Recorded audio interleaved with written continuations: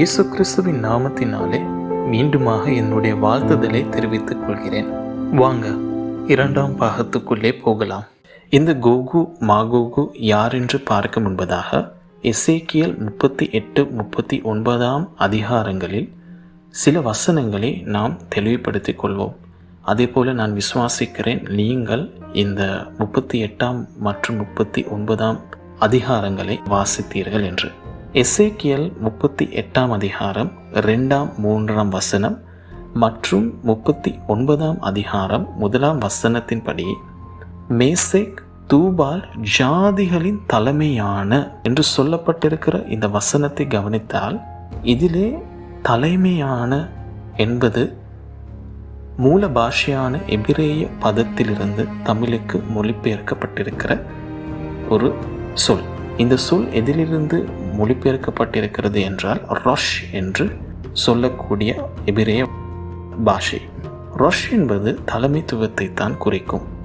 ஆனால் சில வேத அறிஞர்களின் கருத்தின்படி தலைமை என்ற அர்த்தத்தை தாண்டி ரொஷ் என்று நாம் அதை கருத வேண்டும். அது ஏன் எதற்காக என்று உங்களுக்கு போக போக புரியும். ஆகவே இந்த வசனம் மேசேக் தூபால் ரொஷ் ஜாதிகளின் என்று நாம் வாசிக்க வேண்டும். சில ஆங்கில மொழிபெயர்ப்புகளில் இவ்வாறு தான் மொழிபெயர்க்கப்பட்டிருக்கிறது. இதனால் பைபிள் பிழை அப்படிங்கிற ஒரு கருத்துக்கு நாங்கள் வந்துடக்கூடாது. மொழிபெயர்ப்புகளில் வந்த சில சிக்கல்கள் தான் இது, வேற ஒன்றுமே இல்லை. ரெண்டாவதாக நீங்கள் புரிஞ்சுக்கொள்ள வேண்டிய காரியம், எசேக்கியேல் 38:5 படி அவர்களோடே கூட பெர்ஷியரும் எத்தியோப்பியரும் லிபியரும் என்று சொல்லப்பட்டிருக்கிறது. நீங்கள் எபிரேய மூல பாஷையை எடுத்து பார்த்தால் எத்தியோப்பியர் என்பது குஷ் என்கிற எபிரேய சொல்லின் மொழிபெயர்ப்பாக இருக்கிறது. அதே போல லிபியர் என்று எழுதப்பட்டிருக்கிறது புத் என்கிற எபிரேய பதத்திலிருந்து. இதையும் நாங்கள் பெர்ஷியர் குஷ் புத் என்று எடுத்துக்கொள்வோம். கிறிஸ்துவுக்கு முன் 6ஆம் நூற்றாண்டு எசேக்கியேல் புத்தகம் எழுதப்பட்டது. இந்த 38-39 அதிகாரத்தில் எழுதப்பட்டிருக்கிற ஜாதிகள் யார் என்று, இந்த தேசங்கள் யார் என்று கண்டுபிடிக்க வேதாகம ஆதாரங்களுடன் நமக்கு வரலாற்று ஆதாரங்களும் மிக முக்கியமாக தேவைப்படுகிறது. ஆண்டவருடைய கிருபையினாலே பிரபல வரலாற்றறிஞர்களான ஜோசபஸ் ஹெரோடட்டஸ் போன்றவர்களால் எழுதப்பட்ட வரலாற்று ஆதாரங்கள் எமக்கு மிகவும் உதவ போகிறது. இப்போ நாம் பார்ப்போம் இந்த கோகு மாகோகு யார் என்று. எசேக்கியேல் 38:2-3 வசனம் மற்றும் எசேக்கியேல் 39:1 படி கோகு என்பது ஒரு அரசியல் தலைவனை குறிக்கும். இப்போ உதாரணத்துக்கு எடுத்தால் எகிப்திய ராஜாக்களை நாங்கள் ஃபேரோ அல்லது பார்வோன் என்று சொல்லுவோம். இப்போ ஒரு ரோமன் கிங், ஒரு ரோம ராஜாவை எடுத்துக்கொண்டால் அவரை நாம் சீசர் என்று அழைப்போம். இதே ஒரு அரேபிய முஸ்லீம் ராஜாக்களாக இருந்தால் நாம் அவர்களை சுல்தான் என்று அழைப்போம். ஆகவே இது ஒரு விதமான அரசியல் தலைவனுக்கான பட்டப்பெயராகத்தான் கோகு என்பது அர்த்தப்படுகிறது. ஆதியாகமம் 10ஆம் அதிகாரம் 2ஆம் வசனத்திலே இந்த கோகு என்பது இந்த ஜாதி என்று சொல்லப்படுகிறது. மாகோகு என்பது ரஷ்ய நிலப்பரப்பை குறிக்கிறது. காரணம், ஸ்கிதியன்ஸ் அல்லது சித்தியர்கள் என்று சொல்லப்பட்டவர்கள் மாகோகு தேசத்தார் என்று அழைக்கப்பட்டார்கள். ஆகவே அவர்கள் எங்கே இருந்தாங்கன்னா ரஷ்ய நிலப்பரப்பிலே இருந்தார்கள். மேசேக் என்பது மாஸ்கோவை குறிக்கும். தூபால் என்பது டபோல்ஸ்க் என்கிற சைபீரியாவில் காணப்படுகிற ஒரு இடத்தை குறிக்கிறது. மேசேக் தூபால் என்கிற ஜாதிகள் ஆதியாகமம் 10ஆம் அதிகாரம் 2ஆம் வசனத்திலே சொல்லப்படுகிறது. ரொஷ், நாம் முன்பு பார்த்த ரொஷ் என்பது ரஷ்யாவை குறிக்கிறது. இந்த ரஷ்யாவின் பேர் எப்படி உருவானது என்று பார்த்தால் ரொஷிலிருந்து தான் உருவெடுத்திருக்கிறது. இந்த ரொஷ் என்பது ஒரு ஜாதியை குறிக்கிறது. ஆகவே எல்லாத்தையும் ஒட்டுமொத்தமாக சேர்த்து பார்க்கும் பொழுது மாகோகு, அதாவது வட திசையில் காணப்படும் ரஷ்ய நிலப்பரப்பிலிருந்து கோகு, அதாவது அரசியல் தலைவன், ரஷ்ய நிலப்பரப்பின் அரசியல் தலைவன் ஒருவன் இஸ்ரேலுக்கு விரோதமாக யுத்தத்துக்கு வருவான். அந்த நிலப்பரப்பில் தான் மாஸ்கோ, டபுல்ஸ்க், ரஷ்யா என்கிற மாநிலங்கள் காணப்படுகிறது. இப்போ எங்களுக்கு நல்லா தெரியும், ரஷ்ய தேசத்து ராஜா, ரஷ்ய தேசத்து தலைவன், இந்த ரஷ்ய நாடு இஸ்ரேலுக்கு விரோதமாய் யுத்தம் எடுக்க போகிறது. சரி, இப்போ நாங்கள் பார்க்கலாம் கோகு மாகோகு, அதாவது ரஷ்யாவோடு இணைந்து இஸ்ரேலுக்கு விரோதமாய் யுத்தத்துக்கு வரும் மற்ற நாடுகள் யார் என்று. பெர்ஷியர் என்று வசனத்தில் சொல்லப்பட்டிருக்கிறது இந்த கால ஈரானை பற்றி. ஈரான் நாடு. குஷ் இனத்தார், நாம் முதலில் பார்த்த அந்த குஷ் இனத்தார் யார் என்று கேட்டால் எத்தியோப்பியர் அல்ல, அவர்கள் சூடானியர். ஆகவே இந்த குஷ் இனத்தார் முழுவதாக யார் என்று பார்த்தால் அவர்கள் சூடான், எத்தியோப்பியா மற்றும் எரித்திய நாடை உள்ளடக்கி இருக்கலாம். புத் இனத்தார் யார் என்று பார்த்தால் அது லிபியாவை குறிக்கும். லிபியா என்பது இப்பொழுது தான் ஒரு சிறிய நாடு, ஆனால் அது அந்த காலத்தில் ஒரு பெரிய ஒரு ராஜ்யமாக இருந்தது. ஆகவே லிபியா மற்றும் குறிப்பிட்ட வட ஆப்பிரிக்க நாடுகளை உள்ளடக்கி இருக்கலாம். நம்மளுக்கு துல்லியமாக சொல்ல இயலாது, ஆனால் ஓரளவுக்கு ப்ரெடிக்ட் பண்ணலாம். இந்த ரெண்டு சொல், அதாவது குஷினத்தார், புத்தினத்தார் யார் என்று பார்த்தால் ஆதியாகமம் 10:6 இவர்களை குறித்து சொல்லப்பட்டிருக்கிறது. கோமேர் துருக்கி நாட்டை குறிக்கிறது. தொகர்மா என்பது அர்மேனியா நாட்டை குறிக்கிறது.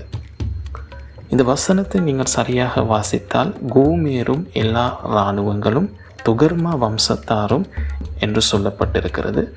நமக்கு இதை வியூகிக்கலாம், அதாவது துருக்கி மொழியை பேசும் அநேக நாடுகள் வரப்போகிறது. ஆகவே இஸ்ரேலுக்கு எதிராக ரஷ்ய தேசத்தோடு ஒன்று சேரும் தேசங்கள் ஈரான், சூடான், எத்தியோப்பியா, லிபியா, துருக்கி, அர்மேனியா, துருக்கி மொழியை பேசும் நாடுகள் மற்றும் எரித்ரியா, அதே போல குறிப்பிட்ட வட ஆப்பிரிக்க நாடுகள். இப்போ நாம் பார்ப்போம் இந்த இஸ்ரேலுக்கு ஆதரவு தெரிவிக்கும் நாடுகள் எவை என்று. வேதத்தின்படி இவர்கள் இஸ்ரவேலரோடு சேர்ந்து யுத்தம் பண்ணுவார்கள் என்று குறிப்பிடப்பட்டில்லை. ஆனால் ஒரு விஷயம் நடக்கும். அது என்னவென்றால் இஸ்ரவேலுக்கு ஏதோ ஒரு விதத்தில் ஆதரவு கிடைக்கும். இது கட்டாயம் போரிலிருந்து போருக்கு போய் அவர்களுக்கு உதவுவார்கள் என்று சொல்ல முடியாது, ஆனால் ஏதோ ஒரு உதவி அவர்களுக்கு கிடைக்கும். ஸோ இந்த சேபா தேசத்தார் யார் என்று பார்த்தால் அரேபிய தீபகற்பத்தின் வடபகுதி, அதாவது அரேபியன் பெனின்சுலா நார்த். தேதான் தேசத்தார் யார் என்று பார்த்தால் அரேபிய தீபகற்பத்தின் தெற்கு பகுதி, அரேபியன் பெனின்சுலா சவுத். தர்ஷிஷ் வர்த்தகர் என்று சொல்லப்படுவது இங்கிலாந்து அல்லது பிரித்தானிய பேரரசை குறிக்கிறது. அதனுடைய பாலசிங்கங்கள் யார் என்று பார்த்தால் சிங்கம் என்பது தாயை குறிக்கும், சிங்கத்தினுடைய பிள்ளைகள் பால சிங்கங்கள் என்று குறிக்கும். இங்கிலாந்து பேரரசிலிருந்து சுதந்திரம் பெற்ற நாடுகளைத்தான் இந்த பாலசிங்கங்கள் என்று இங்கு குறிக்கப்பட்டிருக்கிறது. பாருங்க, வேதத்தின் தீர்க்க தரிசனம் எவ்வளவு துல்லியதாக இருக்கிறது என்று. ஆகவே இங்கிலாந்து பேரரசிடமிருந்து சுதந்திரம் பெற்ற இன்னும் பல நாடுகளில் சிங்கத்தை சின்னமாய் வைத்திருக்கிற நாடுகளே இஸ்ரேலுக்கு ஆதரவை தெரிவிக்கும். இவைகளை நாம் காமன்வெல்த் கண்ட்ரிஸ், பொதுநலவாய நாடுகள் என்றும் நாம் சொல்லுவோம். ஆகவே அரேபிய நாடுகள் இங்கிலாந்திடம் சுதந்திரம் பெற்ற எல்லா நாடுகளும் அல்ல, குறிப்பிட்ட சில பொதுநலவாய நாடுகள், காமன்வெல்த் நேஷன்ஸ் இஸ்ரேலுக்கு ஆதரவை தெரிவிக்கும். இப்போ நாம் பார்ப்போம் எதற்காக ரஷ்யர்கள் இஸ்ரேலுக்கு விரோதமாய் யுத்தத்துக்கு வருவார்கள் என்று. இஸ்ரேல் ஒரு செழிப்பான நாடாக இருக்கிறதை ரஷ்யாக்காரன் பார்த்துட்டு இஸ்ரேலின் செல்வம், அவங்களோட தொழில்நுட்பம், அவங்களோட எரிபொருள் மற்றும் கால்நடைகள், உணவு வளங்களை, அதே போல் பல விதமான வளங்களை ஆக்கிரமித்து கொள்வதற்காக இஸ்ரவேலை கைப்பற்றும் நோக்கிடம் ஒரு தீய திட்டத்தை ரஷ்யா வகுத்து இஸ்ரவேலுக்கு விரோதமாக போர் தொடுக்கும். இப்போ நாம் பார்ப்போம், இது அணு ஆயுத நியூக்ளியர் வார் யுத்தமா என்று. எசேக்கியல் 38:22 படி, அவன் மேலும் அவன் இராணுவங்களின் மேலும் அவனோடிருக்கும் திரளான ஜனங்களின் மேலும் வெள்ளமாய் அடிக்கும் மலையையும் பெருங்கல் மலையையும் அக்கினியையும் கந்தகத்தையும் வருஷிக்க பண்ணுவேன் என்று சொல்லியிருக்கிற இந்த வசனத்தின் படி it's going to be a nuclear war. இது ஒரு அணு ஆயுத போராய்த்தான் இருக்க அநேக வாய்ப்புகள் இருக்கிறது. அதுக்கு முன்பாக இருக்கிற வசனம் கொள்ளை நோயினாலும் இரத்தம் சிந்துதலினாலும். இது பயோவா அல்லது உயிரியல் போருக்கு வழிநடத்தி செல்லும் அநேக வாய்ப்புகள் இருக்கிறது. இப்போ நாம் பார்ப்போம், ஏன் இந்த போர் நடக்க வேண்டும். இந்த போரின் முடிவில் இஸ்ரவேல் வெற்றி பெறும். எசேக்கியல் 38:39 வாசிக்கிற நேரம் உங்களுக்கு விளங்கும். இந்த தீர்க்க தரிசனம் நிறைவேற வேண்டிய முக்கிய காரணம், மெயின் பர்பஸ், இஸ்ரவேல் வெற்றுறது இல்லை. எசேக்கியல் 38 அதிகாரம் கவனமாய் கவனிக்கவும். எசேக்கியல் 38 அதிகாரம் 16, 22, 23 வசனம், 39 அதிகாரம் 6, 7, 13, 21, 22, 27 வசனத்தின்படி தேவன் தான் கர்த்தர் என்பதை முழு உலகமும், ஹல்லேலூயா, முழு உலகமும் அறிந்து கொள்ளவும், அவர்கள் கண்களுக்கு முன்பதாக தேவனுடைய மகத்துவத்தையும் பரிசுத்தத்தையும் விளங்க பண்ணவும் மற்றும் தான் தேவன் இஸ்ரவேலின் பரிசுத்தராகிய கர்த்தர் என்று அவர்கள் அறிந்து கொள்ளவும், அதே போல இஸ்ரவேல் தங்கள் உண்மையான தேவன் கர்த்தர் என்று அறிந்து விளங்கிக் கொண்டு கர்த்தரிடம் திரும்பவும் இந்த தீர்க்க தரிசனம் நிறைவேற வேண்டும். ரட்சிக்கப்படாத எத்தனையோ இஸ்ரவேலர்கள், புறஜாதியர் முதற்கொண்டு அநேக ரட்சிக்கப்பட போகிறார்கள். இதுதான் முக்கிய காரணம். எனவே தேவனுடைய தீர்க்க தரிசனம் துல்லியமாய் நிறைவேறப் போகிறது. அது நினைத்ததை பார்க்கிலும் கூடிய சீக்கிரமாய் நிறைவேறும். அப்பேற்பட்ட தேவன் தான் சொல்லுகிறார், நான் சீக்கிரமாய் வருகிறேன் என்று. அப்படி சீக்கிரமாய் டக்குன்னு வந்தா அவரை முகமுகமாய் சந்திக்க நீங்க ரெடியா? உங்களையே நீங்க கேட்டு பாருங்க, நீங்க ரெடியா?